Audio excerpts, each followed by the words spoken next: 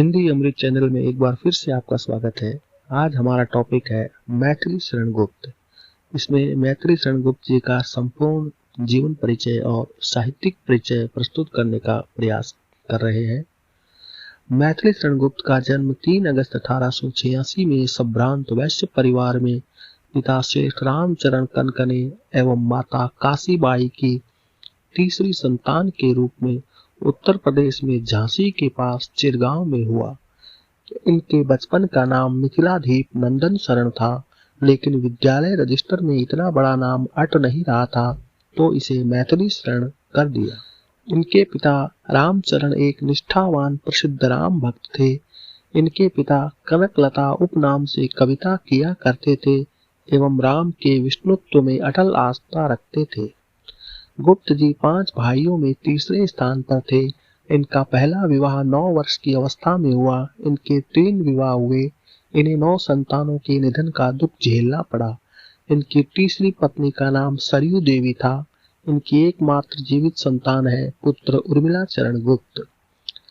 वे 12 वर्ष की अवस्था में ही स्फुट छंद व छप्पय रचने लगे। गुप्त जी को कवित्व प्रतिभा और राम भक्ति पैतृक देन में मिली थी। पिता ने इनके छंद को पढ़कर आशीर्वाद दिया कि तू आगे चलकर हमसे 1000 गुनी अच्छी कविता करेगा। उनका यह आशीर्वाद अक्षरशः सत्य प्रमाणित हुआ। आपने घर पर हिंदी, बंगला, संस्कृत साहित्य का अध्ययन किया। बाल सखा मुंशी अजमेरी जी ने इनका काव्य संस्कार किया। शिक्षा। गुप्त जी की प्रारंभिक शिक्षा चिरगांव झांसी के राजकीय विद्यालय में हुई। प्रारंभिक शिक्षा समाप्त करने के उपरांत गुप्त जी झांसी के मैकडॉनल्ड हाई स्कूल में अंग्रेजी पढ़ने के लिए भेजे गए, पर वहां इनका मन न लगा और 2 वर्ष पश्चात ही घर पर इनकी शिक्षा का प्रबंध किया। लेकिन पढ़ने की अपेक्षा इन्हें चक्री फिराना और पतंग उड़ाना अधिक पसंद था। फिर भी इन्होंने घर पर ही संस्कृत, हिंदी तथा बांग्ला साहित्य का व्यापक अध्ययन किया। इन्हें आला पढ़ने में भी बहुत आनंद आता था।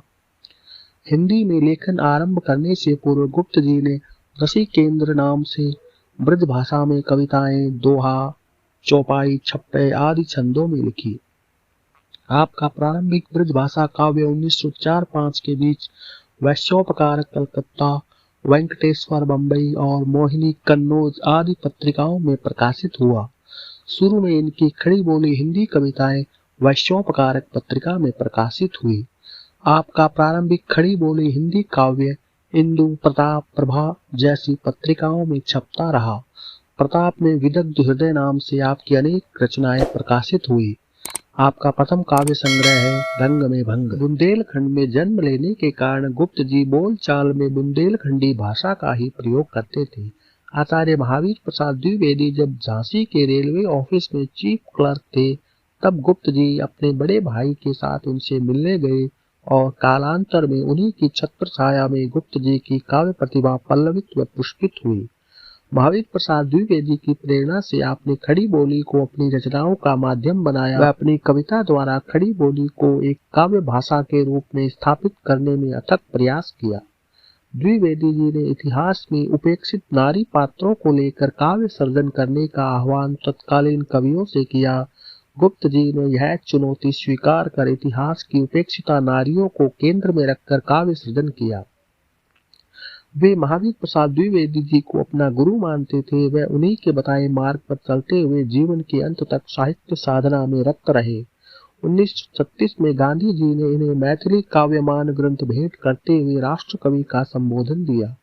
इन्होंने राष्ट्रीय आंदोलनों में भाग लिया और जेल यात्रा भी की। गुप्त जी की खड़ी बोली में प्रथम कविता है हेमंत शीर्षक से सरस्वती 1905 में छपी, जबकि दूसरी कविता है क्रोधाष्टक जो 1907 में सरस्वती में छपी।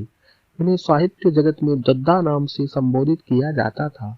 आपने प्रारंभ में मधुप उपनाम भास के संस्कृत नाटक अनुदित किए। जन्मस्थली चिरगांव में आपने 1911 में साहित्य सदन नाम से स्वयं की प्रेस शुरू की। झांसी में 1954 में मानस मुद्रण की स्थापना की।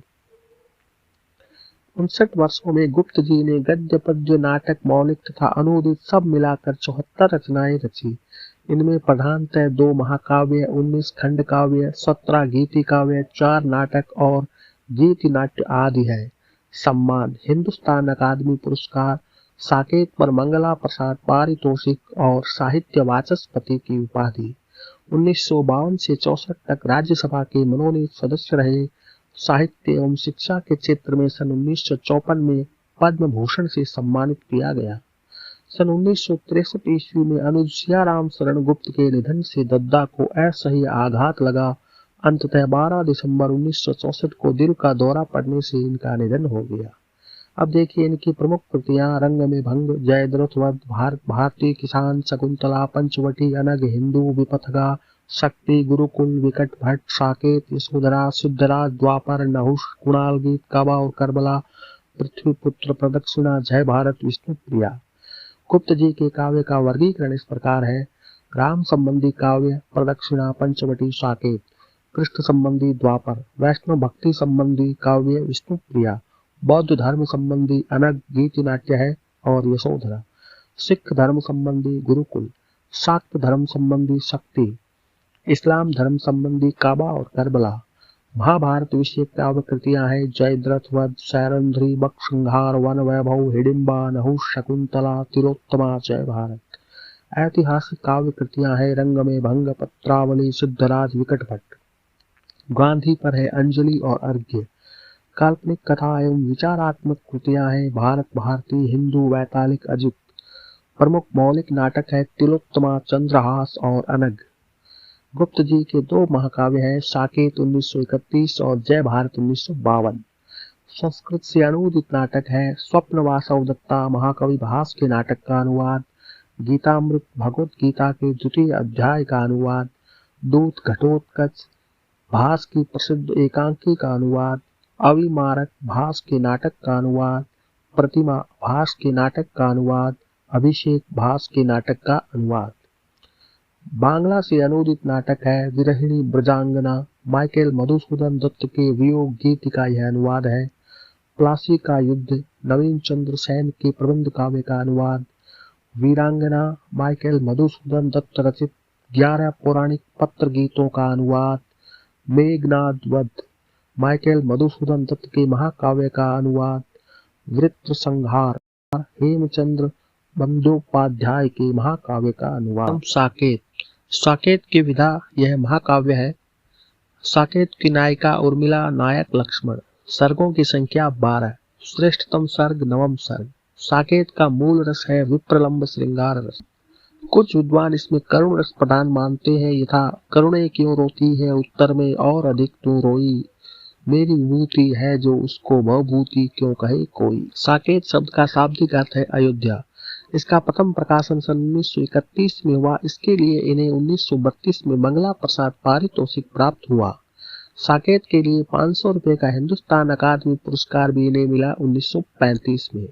साकेत द्विवेदी युग की सर्वश्रेष्ठ रचना है। सन 1908 की सरस्वती में महावीर प्रसाद द्विवेदी ने भुजंग भूषण भट्टाचार्य के नाम से कवियों की उर्मिला विषयक उदासीनता शीर्षक एक लेख लिखा था, जो रविंद्रनाथ टैगोर के लेख काव्य की उपेक्षिताएं से प्रभावित था। गुप्त जी को साकेत की प्रेरणा इसी से मिली। अपने काव्य गुरु आचार्य महावीर प्रसाद द्विवेदी के उपकार को स्वीकारते हुए साकेत की भूमिका में गुप्त जी लिखते हैं: करते तुलसीदास भी कैसे मानस नाथ, यदि उन्हें महावीर का मिलता नहीं प्रसाद। साकेत में कवि ने उर्मिला और लक्ष्मण के दाम्पत्य जीवन के हृदय स्पर्शी प्रसंग तथा उर्मिला की विरह दशा का अत्यंत मार्मिक चित्रण किया है। साकेत में कैकेयी के पश्चाताप को दर्शाकर उसके चरित्र का मनोवैज्ञानिक एवं उज्ज्वल पक्ष प्रस्तुत किया है। साकेत में भरत राष्ट्रीयता के प्रतीक है। राम की बौद्धिकता का एक दृश्य है: संदेश यहाँ में नहीं स्वर्ग का लाया, इस भूतल को ही स्वर्ग बनाने आया। साकेत में कथा परिवर्तन प्रसंग इस प्रकार है: वशिष्ठ ऋषि ने राम रावण युद्ध का आंखों देखा वर्णन अयोध्या में किया। भरत द्वारा संजीवनी बूटी लेकर हनुमान को सौंपना, पात्रों का वर्तमान के अनुसार संवाद करना, नारी चेतना का उदय और बौद्धिकता का समावेश। साकेत में विप्रलंब श्रृंगार का एक दृश्य देखिए: मानस मंदिर में सती पति की प्रतिमा थाप, जलती थी उस विरह में बनी आरती आप। केकई के माध्यम से नारी का एक मनोवैज्ञानिक दृश्यांकन देखिए। युग युग तक चलती रहे कठोर कहानी, रघुकुल में भी थी एक अभागी रानी। मंथरा केकई को भड़काती है, भरत से सुत पर संदेह, बुलाया तक न उसे गेह। अब देखिए पंचवटी। पंचवटी गुप्त जी का प्रसिद्ध खंड काव्य है, 1925 में प्रकाशित। इसका मूल कथानक है रामायण का शूर्पणखा प्रसंग। कथा सार है, पंचवटी के रमणीय वातावरण में राम सीता पर्णकुटी में विश्राम कर रहे हैं। नवयुवक वीर लक्ष्मण प्रहरी के रूप में कुटिया के बाहर स्वच्छ शिला पर विराजमान है। रात्रि के अंतिम प्रहर में शूर्पणखा उपस्थित होती है। ढलती रात में अकेली युवती को देख लक्ष्मण आश्चर्यचकित रह जाते हैं। लक्ष्मण को विस्मित देख वह स्वयं वार्तालाप आरंभ करती है और अंततः विवाह का प्रस्ताव रखती है। लक्ष्मण उसका प्रस्ताव ठुकरा देते हैं। वार्तालाप में ही प्रातःकाल हो जाता है। पर्णकुटी का द्वार खुलता है। अब शूर्पणखा राम पर मोहित हो जाती है और उन्हीं का वर्ण करना चाहती है। दोनों ओर से असफल होने पर वह विकराल रूप धारण कर लेती है और अंततः लक्ष्मण उसके नाक कान काट देते हैं। इस पूर्व परिचित प्रसंग में कवि की कतिपय नवीन उद्भावनाएं हैं। पंचवटी से कुछ उदाहरण।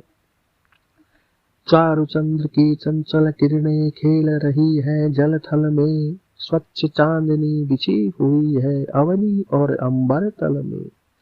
पुलक प्रकट करती है धरती हरित तृणों की नोकों से, मानो झीम रहे हैं तरु भी मंद पवन के झोंकों से। एक और उदाहरण। पंचवटी की छाया में है सुंदर पर्ण कुटीर बना, जिसके सम्मुख स्वच्छ शिला पर धीर वीर निर्भीक मना। जाग रहा यह कौन धनुर्धर, जबकि भुवन भर सोता है, भोगी कुसुमा युध योगी सा बना दृष्टिगत होता है। अब देखिए भारत भारती के विषय में। इसका प्रकाशन 1912 में हुआ। यह हाल के मुकद्दस की शैली पर आधारित है। इसमें राष्ट्रीयता के स्वर की प्रधानता है। इस काव्य कृति का तत्कालीन युवाओं पर बेहद चमत्कारी प्रभाव पड़ा और इसकी पंक्तियां जन जन में लोकप्रिय हो गई। युवाओं में भारत भारती की बढ़ती लोकप्रियता को देख अंग्रेजों ने इसके प्रकाशन पर प्रतिबंध लगा दिया। भारत भारती तत्कालीन भारतीय राष्ट्रीय स्वतंत्रता संग्राम का घोषणा पत्र बन गई थी। यह काव्य कृति गुप्त जी की लोकप्रियता का मूलाधार बनी। यह ग्रंथ 3 भागों में बांटा गया है, अतीत खंड, वर्तमान खंड और भविष्यत खंड। भारतीय जनमानस पर भारत भारती के अपूर्व प्रभाव को देखकर ही गांधी जी ने गुप्त जी को 1936 में राष्ट्र कवि की उपाधि प्रदान की थी। भारत भारती ने हिंदी भाषियों में जाति एवं देश के प्रति गर्व और गौरव की भावना को विकसित कर पुष्ट किया। भारत भारती से एक प्रसिद्ध उदाहरण देखिए। नीलांबर परिधान हरित पट पर सुंदर है, सूर्य चंद्र युग मुकुट मेखला रत्नाकर है। नदियां प्रेम प्रवाह फूल तारे मंडन है, बंदी जन खग वृंद शेष फन सिंहासन है। करते अभिषेक पयोध है, बलिहारी ईश्वेश की। हे मातृभूमि तू सत्य ही, सगुण मूर्ति सर्वेश की। जयद्रथ वध। यह एक खंड काव्य है। इसका प्रकाशन वर्ष 1910। इसका प्रमुख छंद है हरि गीतिका छंद। इसमें सर्गों की संख्या 7 है। इसका कथानक द्रोणाचार्य द्वारा चक्रव्यूह की रचना किए जाने से लेकर अर्जुन द्वारा जयद्रथ के वध तक की कथा इसमें निहित है। अब देखिए गुप्त जी और उनके काव्य के विषय में कुछ विशेष बातें। गुप्त जी के उपनाम इस प्रकार है। पिता के उपनाम कनकलता के अनुकरण पर अपना उपनाम स्वर्णलता रखकर छप्पे लिखे। किशोरावस्था में ऋषिकेश उपनाम रखा। ऋषिकेंदु नाम आचार्य महावीर प्रसाद द्विवेदी के कारण छोड़ना पड़ा। गुप्त जी ने मधुप नाम से कई रचनाओं का अनुवाद किया तथा नित्यानंद व भारतीय नाम से ब्रिटिश शासन के विरोध में कविताएं लिखी। गुप्त जी के काव्य की विशेषताएं इस प्रकार है। राष्ट्रीयता और गांधीवाद की प्रधानता, गौरव में अतीत का इतिहास व भारतीय संस्कृति की महत्ता, पारिवारिक जीवन को भी यथोचित महत्ता देना, नारी मात्र को विशेष महत्व, प्रबंध और मुक्तक दोनों में लेखन, शब्द शक्तियों तथा अलंकारों के सक्षम प्रयोग के साथ मुहावरों का प्रयोग और पति वियुक्ता नारी का वर्णन। गुप्त जी ने स्वयं को कौटुंबिक कवि मात्र कहा। बच्चन सिंह कहते हैं, द्विवेदी जी के संरक्षण में उन्होंने एक शैली निर्मित की जिसे सरस्वती शैली कहा जा सकता है। वे धर्म में विशिष्टाद्वैतवादी, विचारों में गांधीवादी और साहित्य में अभिधावादी है। यशोधरा काव्य में गौतम की पत्नी यशोधरा को, विष्णुप्रिया काव्य में चैतन्य महाप्रभु की पत्नी विष्णुप्रिया को एवं रत्नावली काव्य में तुलसीदास की पत्नी रत्नावली की वेदना को सशक्त अनुभूति दी है तथा नारी स्वाभिमान की गौरवपूर्ण अभिव्यक्ति की है। शुक्ल जी के मतानुसार गुप्त जी की प्रतिभा की सबसे बड़ी विशेषता है कालानुसरण की क्षमता, अर्थात उत्तरोत्तर बदलती हुई भावनाओं और काव्य प्रणालियों को ग्रहण करते चलने की शक्ति। शुक्ल जी के अनुसार गुप्त जी सामंजस्यवादी कवि है। शुक्ल जी लिखते हैं, प्राचीन के प्रति पूज्य भाव और नवीन के प्रति उत्साह दोनों इनमें है। माखनलाल चतुर्वेदी लिखते हैं, युग उनके कंधों पर बैठकर आज इतनी दूर आया है। चतुर्वेदी जी इन्हें अपना गुरु मानते थे। जयशंकर प्रसाद ने अपना कहानी संग्रह इंद्रजाल गुप्त जी को समर्पित किया था। झंकार इनकी रहस्यवादी कविताओं का संग्रह है। उनकी जयंती 3 अगस्त को हर वर्ष कवि दिवस के रूप में मनाई जाती है। गुप्त जी की कविता राष्ट्रीय सांस्कृतिक काव्य धारा का प्रतिनिधित्व करती है। इनमें दार्शनिक समन्वय विशेषतः वेदांत पर आधारित मिलता है। अब देखिए गुप्त जी की प्रसिद्ध काव्य पंक्तियां।